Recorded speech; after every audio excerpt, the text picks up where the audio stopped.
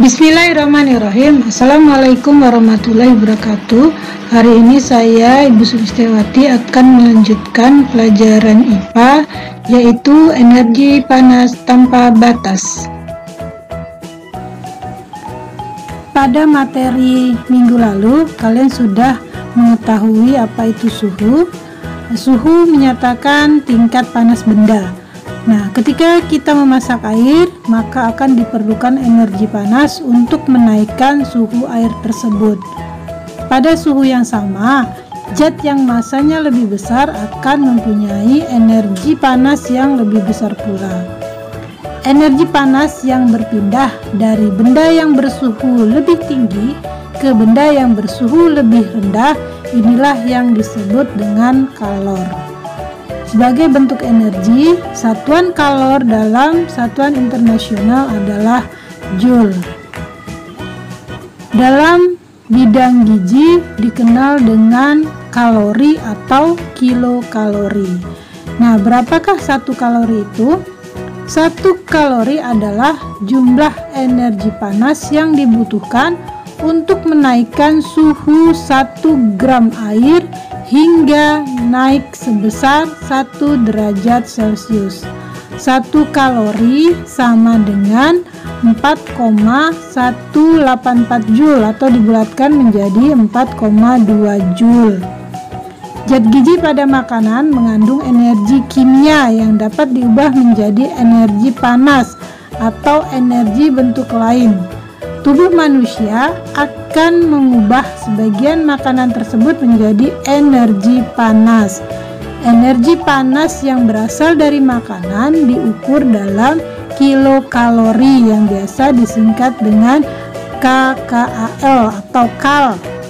1 kilokalori itu sama dengan 1000 kalori. Kilokalori digunakan pada makanan karena kalori terlalu kecil jika dipakai mengukur energi pada makanan yang kita makan. Selanjutnya adalah kalor dan perubahan suhu benda. Air yang panas jika dibiarkan lama-kelamaan akan menjadi dingin, mendekati suhu ruang. Hal ini menunjukkan bahwa sebagian kalor dilepaskan benda tersebut ke lingkungan. Apakah yang mempengaruhi kenaikan suhu hanya jumlah kalor dan massa benda saja?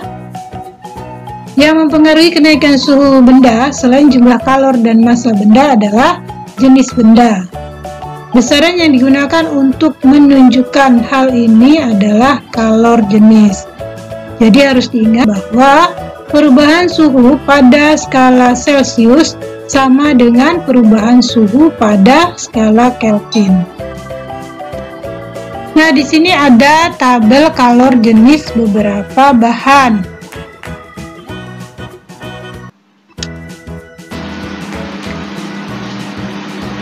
Kalor yang dibutuhkan untuk menaikkan suhu benda itu bergantung pada jenis benda itu. Makin besar kenaikan suhu, maka kalor yang diperlukan makin besar pula. Makin besar massa benda, kalor yang diperlukan untuk menaikkan suhu makin besar pula. Maka rumus matematikanya dapat ditulis: kalor yang diperlukan untuk menaikkan suhu sama dengan kalor jenis dikali massa benda dikali kenaikan suhu.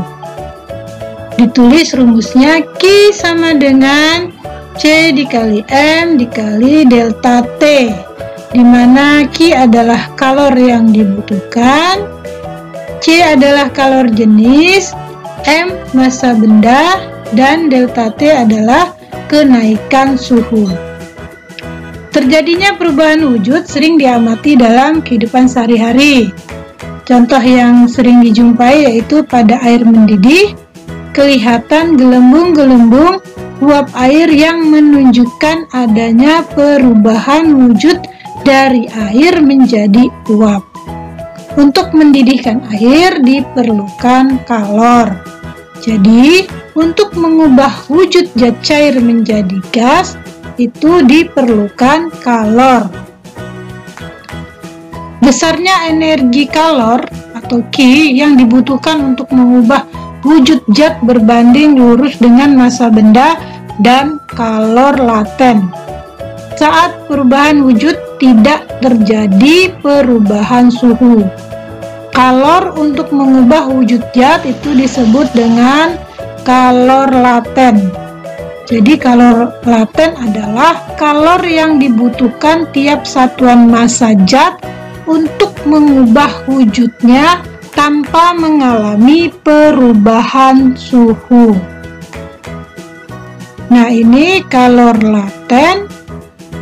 Ada kalor penguapan, pengembunan, rumusnya Q sama dengan M dikali U, dan kalor lebur atau beku, Q sama dengan M dikali L, di mana Q adalah kalor yang dibutuhkan atau dilepaskan untuk berubah wujud, satuannya Joule, kemudian M massa zat yang berubah wujud, satuannya kilogram, kemudian L adalah kalor lebur atau kalor beku, satuannya Joule per kilogram, dan U adalah kalor penguapan atau kalor pengembunan, satuannya Joule per kilogram.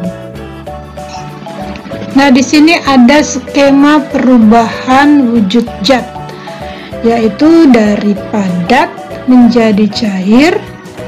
Ini disebut mencair. Kemudian dari cair menjadi padat itu disebut membeku. Kemudian perubahan zat cair menjadi gas disebut menguap. Kemudian perubahan gas menjadi cair disebut mengembun. Kemudian perubahan gas menjadi padat disebut mengkristal. Perubahan zat padat menjadi gas disebut menyublim. Perubahan wujud zat yang memerlukan kalor atau menyerap kalor yaitu mencair, menguap, dan menyublim. Nah, ini adalah perubahan zat yang memerlukan kalor. Sedangkan perubahan wujud zat yang melepaskan kalor yaitu membeku, mengkristal, dan mengembun.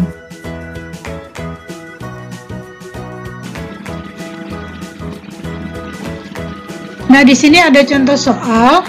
Berapakah kalor yang diperlukan untuk meleburkan 5 kg air dalam keadaan beku? Jika kalor lebur air tersebut 336.000 Joule per kilogram.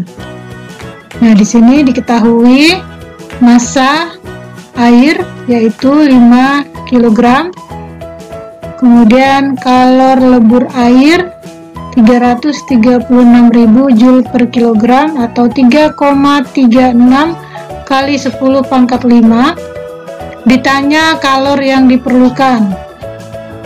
Dijawab, nah rumus persamaannya adalah Q sama dengan M dikali L. Sehingga 5 kilo dikalikan 3,36 kali 10 pangkat 5 dapatnya 16,8 kali 10 pangkat 5 sama dengan 1,68 kali 10 pangkat 6 Joule.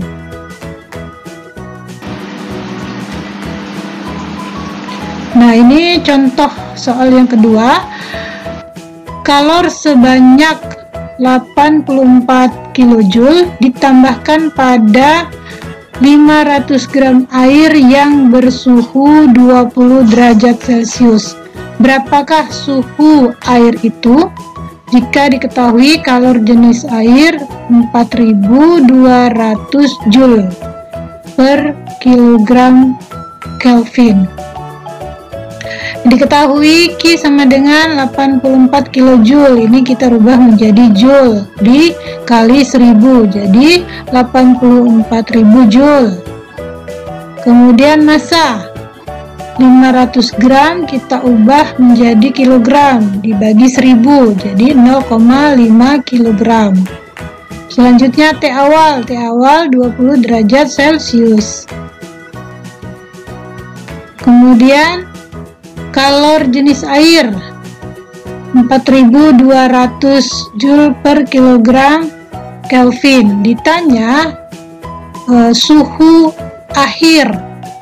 Nah, dijawab rumusnya adalah Q sama dengan C dikali M dikali delta T. Nah, itu kita masukkan Q-nya 84.000, kemudian C-nya 4.200, kemudian masanya 0,5, yang ditanya delta T. 4.200 kita kalikan 0,5, hasilnya 2.100.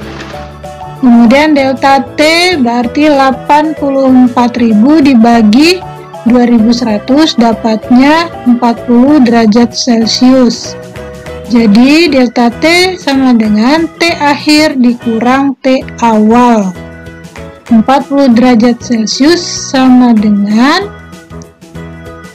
T akhir dikurang 20 derajat Celcius, sehingga T akhir sama dengan 40 derajat Celcius ditambah 20 derajat Celcius, hasilnya 60 derajat Celcius.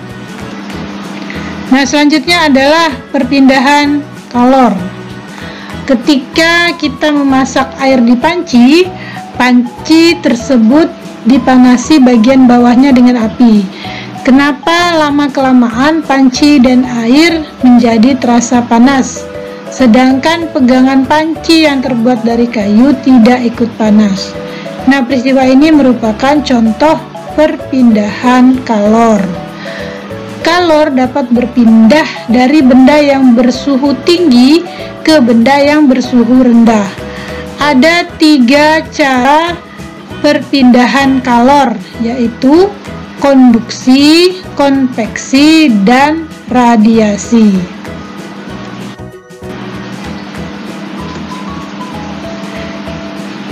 Nah, apa itu konduksi? Konduksi merupakan perpindahan kalor melalui sebuah zat tanpa disertai perpindahan partikel-partikel zat karena adanya perbedaan atau selisih suhu. Benda yang jenisnya berbeda memiliki kemampuan menghantarkan panas secara konduksi atau konduktivitas yang berbeda pula. Bahan yang mampu menghantarkan panas dengan baik itu disebut konduktor, sedangkan bahan yang menghantarkan panas dengan buruk disebut isolator. Nah, di sini ada contoh konduktor di mana kemampuan menghantar kalornya semakin baik. Yang pertama itu timbal, baja, aluminium, emas, perak, dan tembaga. Jadi, tembaga memiliki kemampuan penghantar kalor semakin baik. Contoh isolator, kemampuan menghantar kalor semakin buruk. Jadi, pertama air, kemudian bata, kayu, styrofoam, udara, hampa. Perpindahan kalor yang kedua yaitu secara konveksi. Nah, coba perhatikan proses air yang dimasak. Ketika air dipanaskan di bagian bawah, ternyata air pada bagian atas juga ikut panas. Ini berarti ada perpindahan panas pada air. Nah, di sini air pada bagian bawah yang terlebih dahulu mendapatkan panas akan memiliki kerapatan yang rendah sehingga akan naik ke atas. Nah, air yang di atas dengan suhu yang lebih rendah itu memiliki kerapatan lebih besar sehingga akan turun. Nah, pergerakan ini secara terus-menerus sehingga ada proses perpindahan partikel zat. Nah, ini adalah yang disebut dengan perpindahan kalor secara konveksi, yaitu perpindahan kalor pada suatu zat yang disertai perpindahan partikel-partikel zat.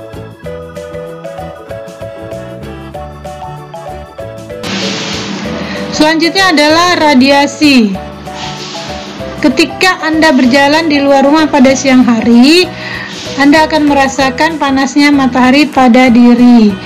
Bagaimana kalor dari matahari dapat sampai ke wajah Anda? Kalor yang sampai ke bumi melewati ruang hampa, di mana pada ruang ini tidak ada materi yang memindahkan kalor baik secara konveksi maupun konduksi. Perpindahan kalor dari matahari sampai ke bumi dengan cara radiasi. Nah, saat kita memakai pakaian hitam pada siang hari, maka badan kita akan terasa lebih panas jika dibandingkan dengan memakai pakaian yang putih. Jadi setiap benda dapat memancarkan dan menyerap radiasi kalor yang besarnya bergantung pada suhu benda dan warna benda. Nah, demikianlah materi kita kali ini. Selanjutnya adalah penugasan 2, silahkan dikerjakan. Soal esainya. Selamat mengerjakan tugas, IPA menyenangkan. Jaga kesehatan, tetap di rumah, gunakan masker jika keluar rumah, jauhi keramaian. Assalamualaikum warahmatullahi wabarakatuh.